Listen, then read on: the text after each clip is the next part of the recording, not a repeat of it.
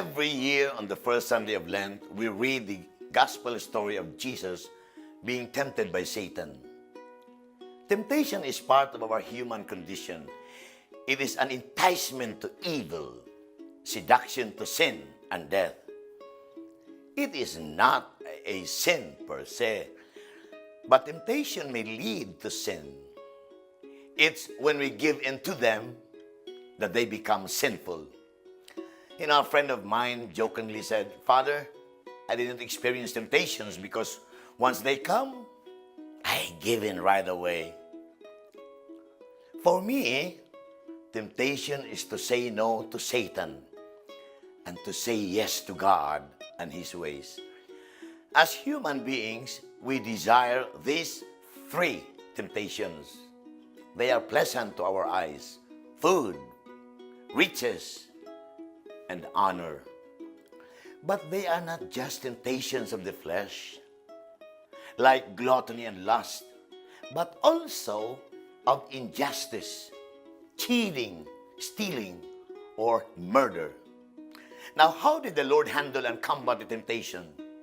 First, He controls the desire of His body, His flesh, by saying no to the likes and desires of His body. For man does not live by bread alone, but by the words that come from the mouth of God. Second, avoid the so-called occasion of sin. In such places like nightclubs, gambling dens, etc. Or in things like the use of internets, watching pornographic films and materials, and in the company of friends with bad influence. There's an amusing story about a young man who has constantly bedeviled by sensual thoughts. Feeling guilty, he consulted a priest friend. "Pali, I have a problem. I have these bad thoughts always." The priest assured him, "Don't worry. These thoughts popped out in our minds. They are not sinful, but only enticements.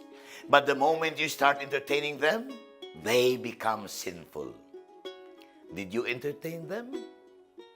The young man paused, then replied, "Well, I didn't entertain them, Pali, but I think they entertained me." Thirdly, pray that you may not fall into temptation. To pray against temptation, but not to avoid the occasion of sin, is like putting your hand in the fire and prayed that the hand does not get burned. My dear friends, our Lord never promised us an easy life, only a meaningful life. God does not give us an easy journey, but only a safe arrival. Lent is a season of testing and discipline. It might be difficult, but with God, all things are possible. Have a blessed Lenten season. May God bless us all.